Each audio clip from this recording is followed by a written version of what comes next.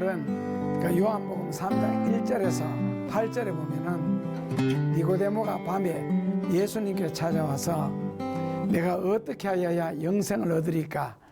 라는 질문을 할 때 예수님께서 너희가 하나님 나라에 들어가려면 꼭 해야 되는 것이다.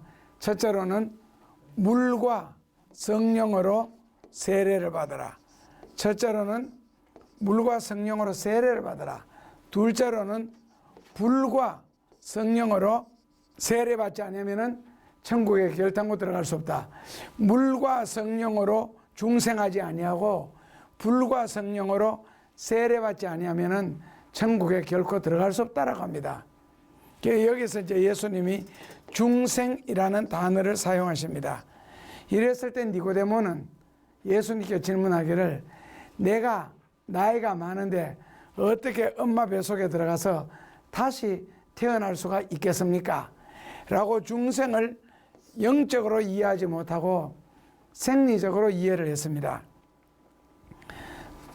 그래서 오늘은 거기에서 이 중생이 무엇인지, 왜 중생해야 되는지 제목을 중생의 신비로 잡아서 중생에 관해서 성경적으로 공부를 하도록 그렇게 하겠습니다.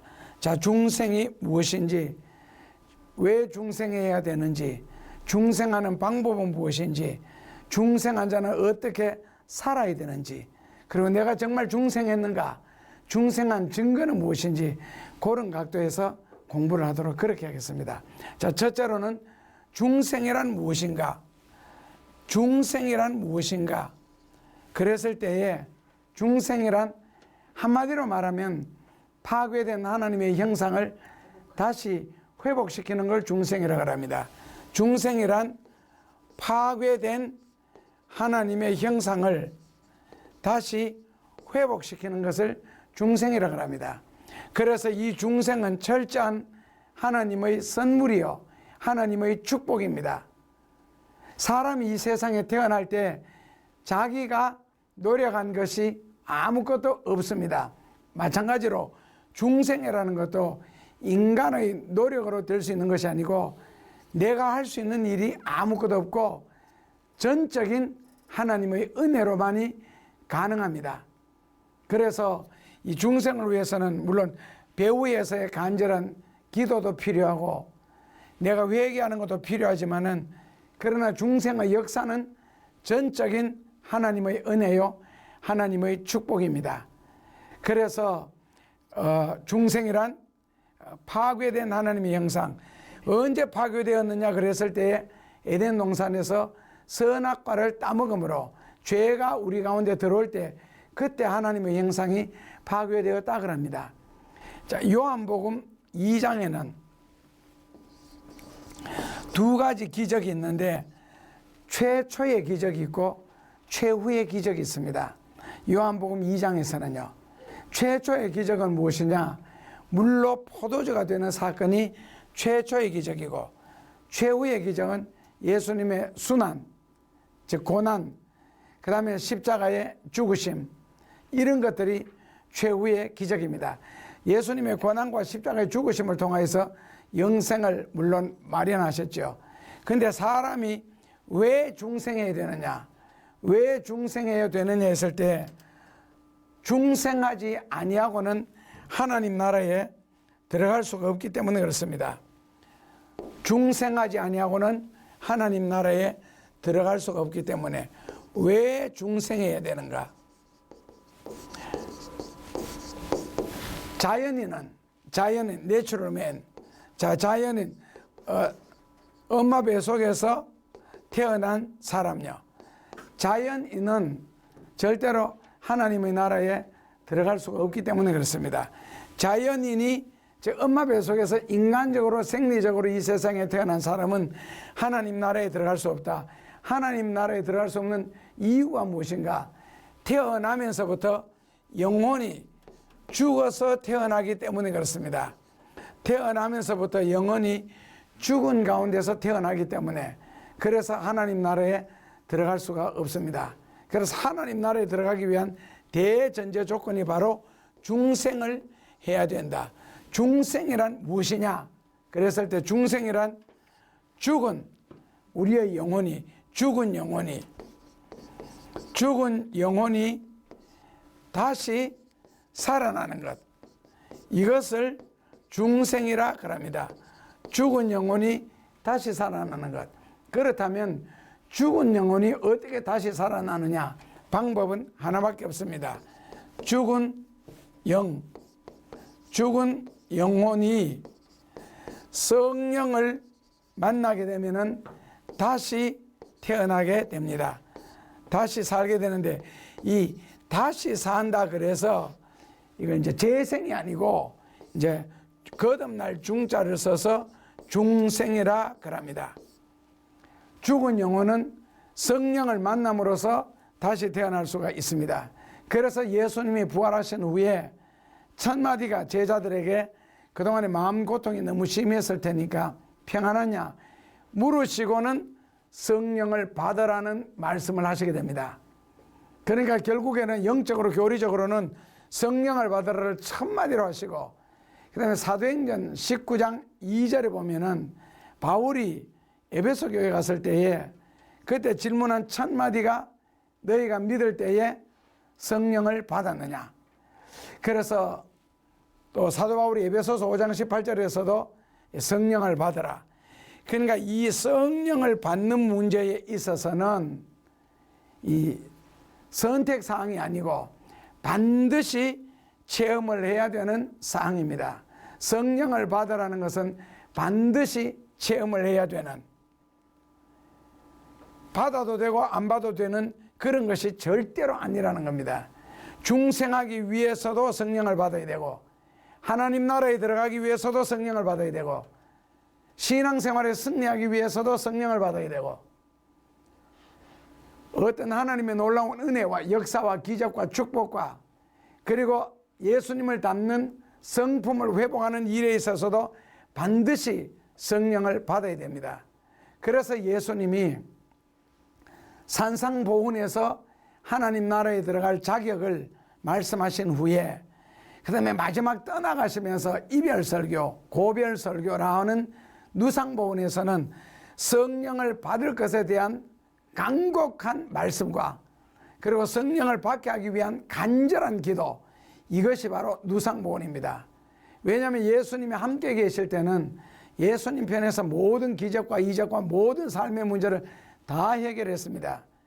그런데 예수님이 이제 이 세상을 떠나시게 되었기 때문에 제자들이 인간이 홀로 스스로 절대로 신앙생활을 승리할 수가 없습니다. 인간적으로도 이겨나갈 수가 없고요. 성령을 받아야 성경에는 그 요한복음 1장 12절에 보면은 하나님의 자녀되는 권세를 가질 수 있다라고 말했고, 빌립보서 3장 20절에는 비로소 하늘나라의 시민권을 갖게 되었다라고 그렇게 말하고, 요한복음 1장 14절에서는 하나님의 자녀가 되는 권세, 요한복음 1장 12절에서는 하나님의 자녀가 되는 이런 모든 것들, 그 다음에는 로마서 5장 1절에서는 비로소 의롭다함을 얻는다 하는 이런 다양한 성경 구절들이 성령을 받음으로 다 이루어질 수가 있습니다. 그래서 로마서 8장 9절에서는 누구든지 성령이 없으면은 하나님의 자녀가 아니요 그리스도의 사람이 아니다. 결국에는 교회를 다니느냐 안 다니느냐, 내가 교회에서 직분이 무엇이냐가 중요한 것이 아니라 성령을 받았느냐 받지 않았느냐, 그것이 근본적인 생명의 문제입니다. 결국 중생이라 그러는 것은 생명의 문제입니다. 그렇기 때문에 중생은 반드시 해야 됩니다. 중생이라는 것은 행위가 바뀌는 것이 아닙니다. 물론 은혜를 받으면 행위가 바뀌는 것도 사실이지만은 예수를 믿지 않고서도 교회 다니는 사람보다 훨씬 더 선하게 바르게 사는 사람들도 많습니다.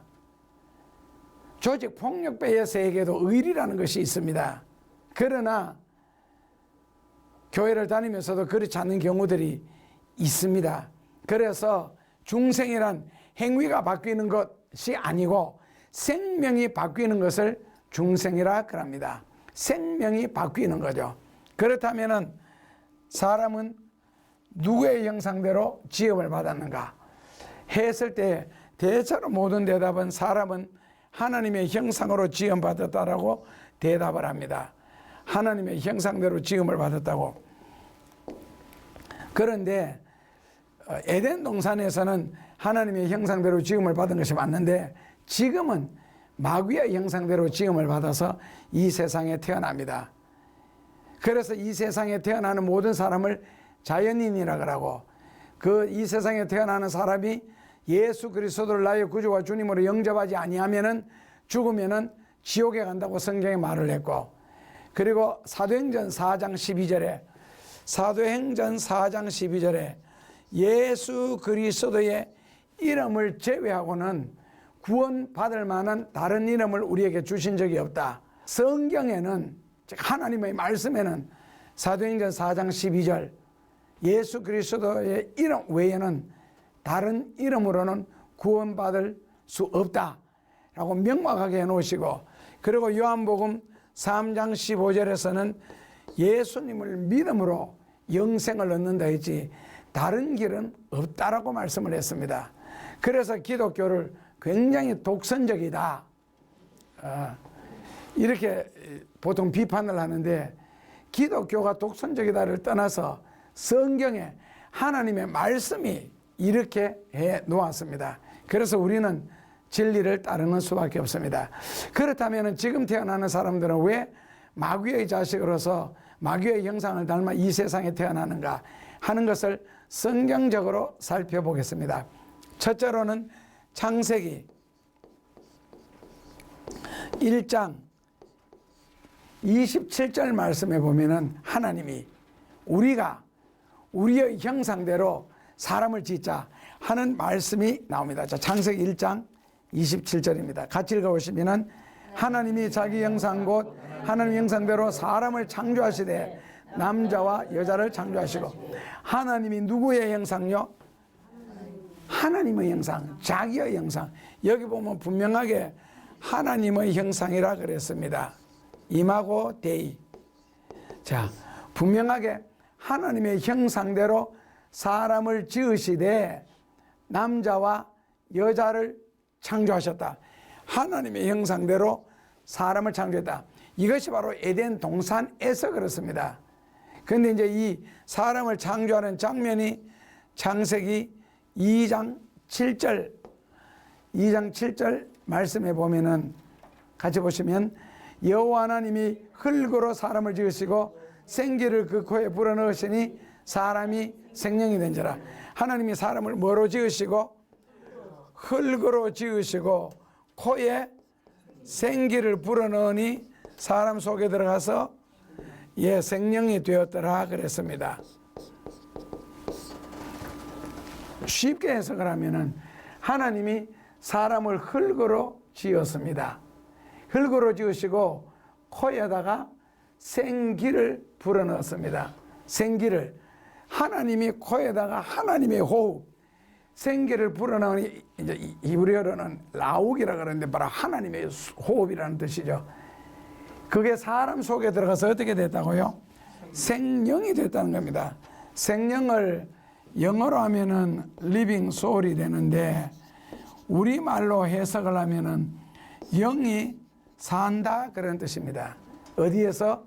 우리 속에서. 흙이라는 이걸 우리가 몸이라 그러죠. 육체. 우리 몸 속에서 하나님의 영이 살게 됐다. 이것을 우리는 뭐라고 부르느냐 하면은 영혼이라 부릅니다. 이것을 영혼이라 부릅니다. 하나님의 영이 우리 속에 살게 되었다. 자, 살게 되었는데 여기서 하나님이 조건을 하나 걸었습니다.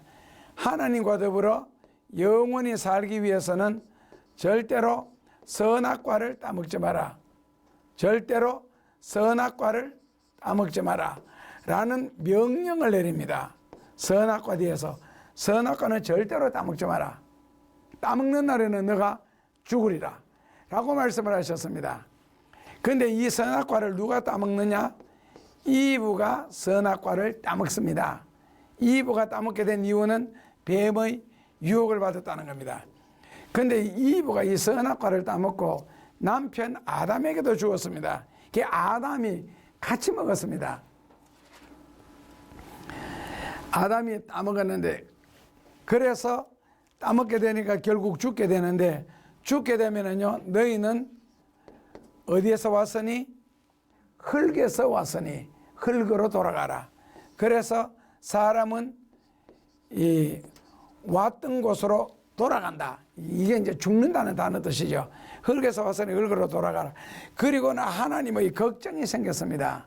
왜냐하면은 에덴 동산에 있는 과일 때문에요.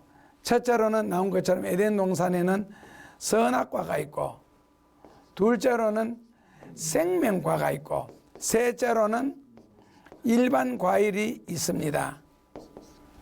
일반 과일, 여러 종류가 있겠죠. 여기서 일반 과일이란 무엇이냐? 사람이 평소에 먹고 사는 음식이 바로 일반 과일입니다. 그러니까 그 치아의 구조가 과일을 먹게 되어 있고, 사람은요, 조류 종류는 곡식 같은 나다를 주워 먹게 되어 있고, 그리고 짐승들은 이 풀을 갈아서 먹게 되어 있습니다. 그래서 우리가 일반 과일을 먹고 사는데, 거기에 보면은 선악과는 따먹는 날에는 너가 죽으리라, 하나님의 조건이고, 그 다음에 생명 과일은 따먹으면 영원히 사는 게 생명 과일입니다. 이거 둘 다를 하나님은 못 따먹게 했습니다. 그런데 사람이 선악과를 이미 따먹어버렸습니다. 그래서 하나님의 걱정이 무엇이냐? 생명과를 따먹고 영생할까봐 생명과를 따먹지 못하게 하시려고 생명과를 불과 두루 도는 화염검으로 지키게 했습니다. 바로 천사들을 통해서. 그래서 생명과를 따먹고 선악과를 또 따먹으면 사람이 사느냐 죽느냐는 그 갈등에서부터 이미 답을 내려놓았습니다. 창세기 3장 22절에서 24절입니다. 같이 읽어보시면, 여호와 하나님이 가라사대 보라, 이 사람이 선악을 아는 일에 우리 중 하나같이 되었으니 그가 그 손을 들어 생명나무 실과도 따먹고 영생할까 하노라. 그러니까 결국에 생명과를 따먹으면은 영생한다는 겁니다. 그러니까 선악과를 따먹고 이미 죽음의 씨앗이 들어가기 때문에 영원히 사는 것은 성경에 위배되죠. 갈등 생기는 일입니다. 죽어야 되는데 또 사니까. 그래서 생명과를 따먹지 못하게 하시려고 그 23절 성경말 24절에 보면은요, 여호와 하나님이 에덴 동산에서 그 사람을 내어 보내어 그 근본 토지를 갈게 하시고, 그러니까 사람을 에덴 동산에서 뭐라고요? 쫓아냈습니다. 쫓아냈습니다. 여기 있어요. 에덴 동산에서 쫓아냈습니다. 왜요? 생명과를 따먹고 영생할까봐 쫓아내시고, 그 다음에 24절에 이같이 하나님이 그 사람을 쫓아내시고 에덴 동산 동편 그룹들과 두루 도는 화영검을 두어 생명나무의 길을 지키게 하시니라 그랬습니다. 그래서 사람이 에덴 동산에서 쫓겨 나왔습니다. 여기서 이제 에덴 동산에서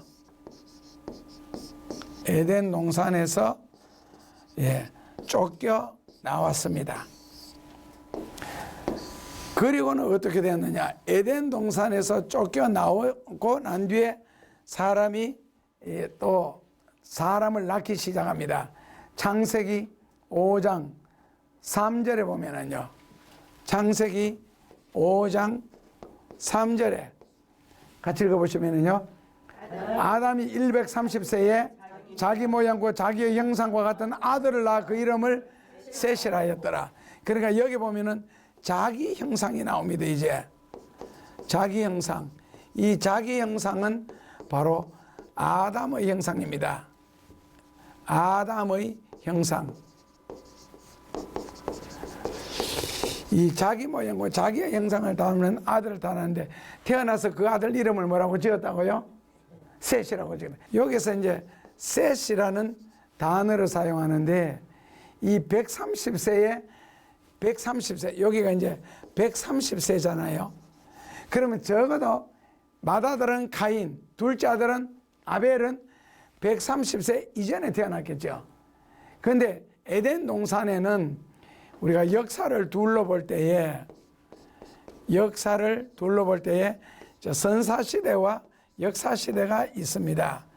선사시대와 역사시대가 있는데, 선사라는 것은 사를 기록하기 전에, 역사라는 것은 사를 기록해오는 진헬 역자 해서 이전이기 때문에 기록이 없기 때문에 나이, 쉽게 말하면 연월 일시가 없습니다.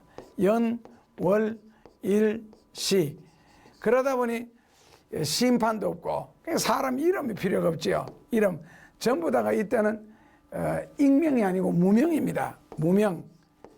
그래서 아담과 이브가 에덴 동산에서 쫓겨났을 때도 아담과 이브라는 이름은 그대로 있죠. 왜냐하면 아담과 이브는 이게 고유명사가 아니고 보통명사입니다. 왜 그러냐면은 창세기 5장 2절을 읽어보시면은요, 남자와 여자를 창조하셨고, 그들이 창조되던 날에 그들의 이름을 사람이라 했죠. 사람이라 그러는 것은 보통명사입니다. 그냥 사람입니다. 사람. 고유명사는 특별하게 뭐 이원주 이런 식으로 이름이 딱 있으면 요거는 고유명사고, 사람, 아담이라는 단어가 사람이라는 뜻입니다. 그러니까 하나님이 그 창세기 5장 2절에 보면은 하나님이 그 남자와 여자를 지으시고 이름을 사람이라 했다고요. 이름을. 근데 5장 3절에 가서 아담과 이브가 자기 형상을 닮은 아이를 낳고는 이름을 셋이다. 둘째 아들은 아벨이다. 첫째 아들은 가인이다. 이런 식으로 이름을 지었다고요.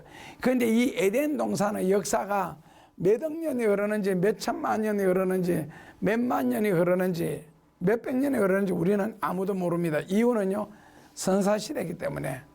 아까 그 창세기 1장 27절, 여기는 분명하게 하나님의 형상대로 사람을 지으셨다 그랬는데, 그런데 창세기 5장 3절에는 사람의 형상대로 이제 사람이 태어나기를 시작했습니다.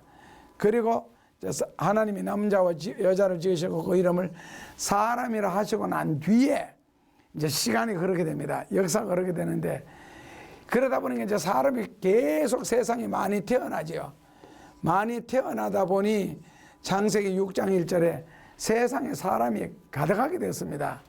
사람이 번성하기 시작할 때에 그들에게서 딸들이 나고 6장 2절에 하나님의 아들들이 나옵니다. 사람이 딸들이 나오고, 그리고는 사람들이 사고방식이라든지 하는 행동이 점점 악하여지기 시작했습니다.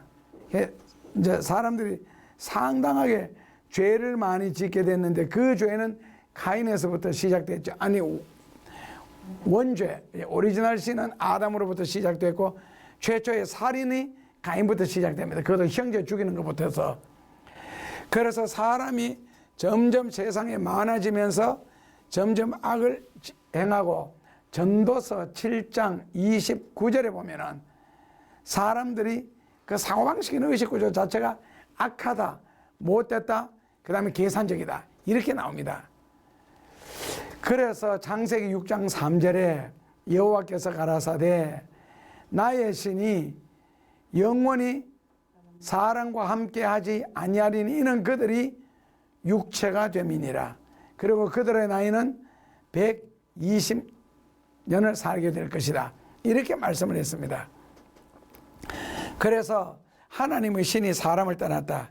이게 이제 무슨 뜻이냐 그러면은 조금 철학적으로 지금부터 분해하겠습니다. 근데 이제 구약에서 말하는 사람과 신약에서 말하는 사람과 그리고 바울시대 때 말하는 사람이 다릅니다. 자, 구약에서는 사람을 일원론으로 보았습니다. 일원론. 일원론이라는 것은 일원론. 이게 무슨 뜻이냐면은 영혼과 육체 이 모든 것을 하나로 보는 것, 이걸 일원론이라고 합니다. 하나로 보는 것. 그 다음에는 신약 성경에 쓰여지던 이 시대, 이제 나라는 로마가 세계를 정복할 때고 문화는 헬레니즘 문화가 발달할 때입니다. 헬라 문화. 요 신약 성경 그 예수님 당시 그 당시에는 헬레니즘이 발달하면서 사람을 이분설로 보았습니다.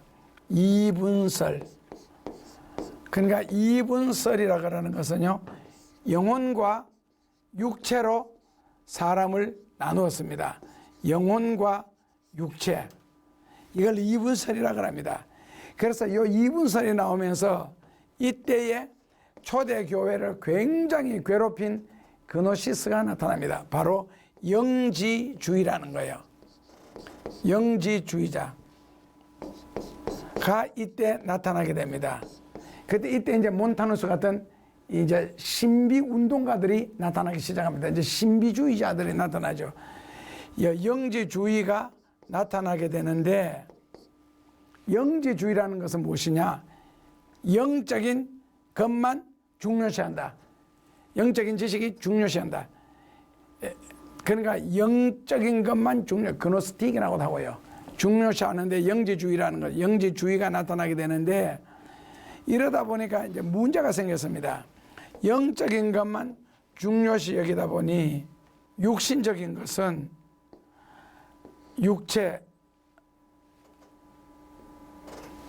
육체를 말하죠. 여기 그 빨간 것은 이제 영혼이고 초록색은 육체라고 했을 때 영적인 것만 중요하기 때문에 영지주의에서는 다시 크게 또 그노스틱, 그노시스, 영지주의자라는 뜻입니다. 다시 두 가지로 나뉘어졌죠. 첫째로는요, 금욕주의자, forbiddenism, 극단적 금욕주의자들이 나타나게 되고, 첫째로는 철저한 금욕주의가 나타나게 되고, 둘째로는 쾌락주의가 나타나게 됩니다. 첫째로는 금욕주의, 둘째로는 쾌락주의. 둘 다가 교리는 같습니다. 교리는 영적인 것만 중요하다. 육체적인 것은 아무것도 아니다. 그렇게 해석하는 방법이 다릅니다. 영적인 것만 중요하기 때문에 육체적인 것, 즉 그것은 먹일 필요도 입힐 필요도 없다. 금욕을 하는 겁니다. 낱말 그대로. 그 다음에는 쾌락주의자들은 영적인 것만 중요하기 때문에 육체적인 것은 아무것도 아니다. 똑같지요. 그렇기 때문에 육체가 원하는 대로 다 합니다. 배고프면 훔쳐서라도 먹어야 되고, 목마르면은 물 마시듯이 육체가 여자를 그리워하면 그냥 아무 여자나. 그게 이제 쾌락주의라는 겁니다. 이렇게 이제 둘로 나눠지는 이게 바로 신약시대 성경에 한참 쓰여질 때, 그래서 이 영지주의 때문에 사도 바울이 이단에 관한 설교를 굉장히 많이 하고, 사랑이 많은 요한조차도 이단들은 뭐라고요? 인사도 하지 말고, 한두 번 권고한 후에 듣지 않으거든 쳐다보지도 말고 집에 들이지도 말고, 사랑의 사도라고 하는 요한조차도 이단에 대해서는, 그래서 그 이단들이 초대교회에 끼친 영향이 굉장히 큽니다. 그러다가 사도 바울이 뭐를 주장하느냐 하면 바로 이 삼분설을 사도 바울이 들고 나옵니다. 그 당시에는 이분설이었는데 삼분설이란 뭐냐? 영과 혼과 육을 구별했습니다.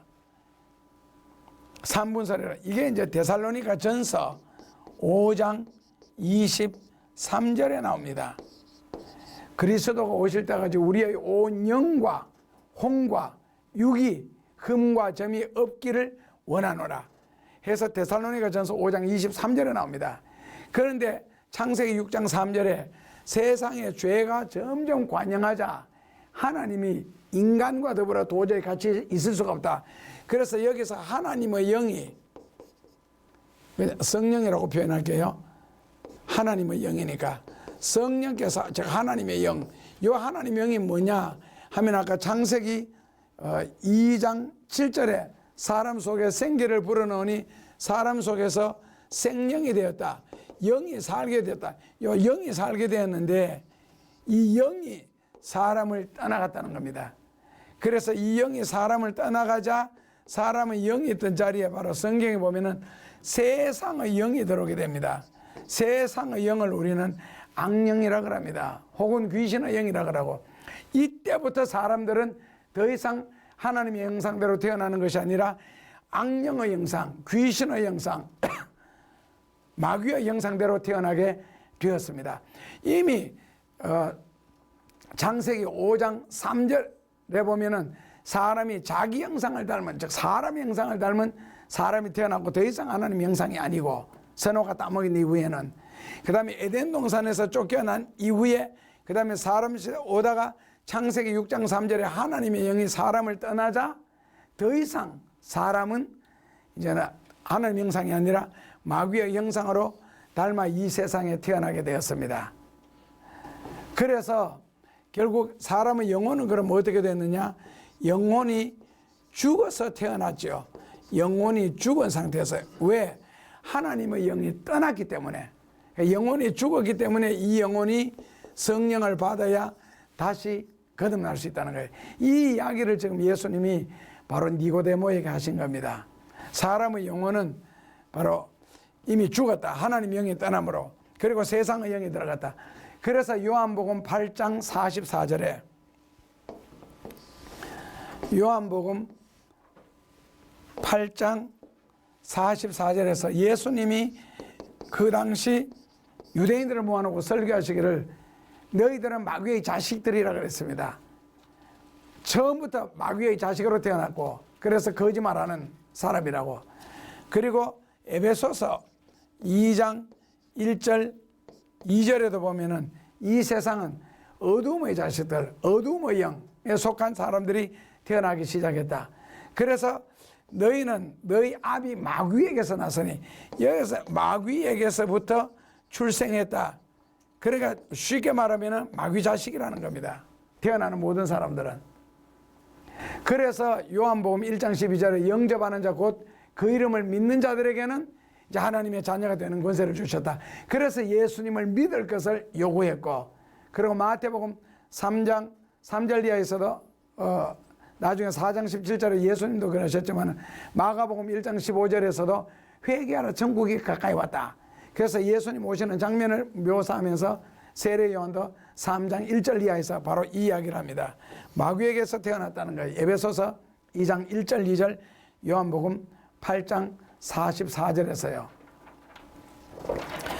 그렇다면 중생이란 무엇이냐 그랬을 때 파괴된 하나님의 형상을 회복하는데, 파괴된 하나님의 형상을 회복하는 것은 결국에는 뭐라고요? 성령을 받는 수밖에 없다. 성령을 받아야 된다. 중생의 방법을 제일 간단하게 말하면 고린도 후서 5장 17절에 있습니다. 고린도 후서 5장 17절입니다. 거기 보면 누구든지 그리스도 예수 안에 있으면 과거는 지나가고 새 것이 되었으니 그는 새로운 피조물이 되었다. 새로운 피조물. Who anyone joined to Jesus Christ. 누구든지 그리스도 예수와. 그는 거기 보면은 그리스도 예수와 합하여지게 되면은, 그리스도 예수 안에 있으면 그랬습니다. 그래서 사람이 그리스도 합하여지면은 새로운 피조물이 된다라고 바로 크리스찬 이야기를 고린도후서 5장 17절 사도 바울이 하게 되는 겁니다. 그래서 중생하는 방법은 예수 그리스도를 영접하면 됩니다. 이것을 이제 우리가 비유로 이야기를 하면은 C 플러스 O2는 CO2입니다. CO2는 우리말 바꾸면요, 산소가 2개고 탄소가 하나니까 이산화탄소입니다. 그 이산화탄소라는 것은 뭐냐면은 탄소도 아니고 산소도 아닌 거. 이산화탄소라는 새로운 피조물이, 즉 가스가 만들어졌다는 거예요. 그래서 이걸 분리하면 이산화탄소는, 가스는 산소도 아니고 탄소도 아니다. 마치 H2O하고 같은 이야기라는 거죠. H2O. H2O는 결국에는 이거는 우리가 말할 때는 물이라 그러는데, 분해하면 H2는 수소고 O는 산소다. 그래서 물이란 무엇이냐? 산소도 아니고 수소도 아닌 새로운 피조물이라는 거지. 이것이 물이 새로운 피조물이다. 그렇다면은 예수 그리스도를 영접하게 되면은 사람이 예수 그리스도와 조인을 하나가 되면은 바로 크리스찬이라는 새로운 피조물이 이렇게 나타나게 됩니다. 크리스찬이라는 새로운 피조물. 그러면 크리스찬은 뭐냐 했을 때 이거는 이제 우리가 신자라고 부릅니다. 성화되면은 성도라고 부르고요. 그래서 새로운 피조물이 되면은 the old is gone. 그 고린도후서 5장 17절에 보면은 the old is gone. 세상적인 것, 육신적인 것, 인간적인 것은 is gone. 완전히 지나가고 the new has come. new has come. 새로운 것이 온다. 그것을 우리는 new being, 새로운 피조물이라고 합니다. 새로운 피조물. 그래서 중생한 사람은 the old is gone이 되어야 됩니다. 옛적인 것, 세상적인 것, 악한 것, 못되는 것, 야비한 것, 악마적인 요소들은 지나가고 the new has come. 새로운 것이 오게 되면은 new being이 된다. 새로운 피조물이 된다는 겁니다. 자, 그렇다면은 중생한 자는 어떻게 살아야 하는가? 와, 그 다음에는 내가 정말 중생했는가? 내가 지금 교회를 수십 년째 다니고 있는데 내가 정말 중생했는가? 이것은 성경적으로도 요한 1서에 보면 5가지가 있습니다. 내가 중생한 증거가. 그 다음에는 내가 정말 중생했는가? 체험적으로도 알 수가 있습니다. 그래서 내가 정말 중생했는지 아니었는지 체험적인 설명을 들어보면 이해가 되고, 둘째로 확실한 것은 성경적으로 증명을 보면 알 수가 있고, 그 다음에는 중생한 자는 어떻게 사는가, 어떻게 살아야 되는가 라는 것을 물로 포도주로 만들듯이 그 변화의 기적을 통하여 다음 시간에 설명을 하도록 하겠습니다.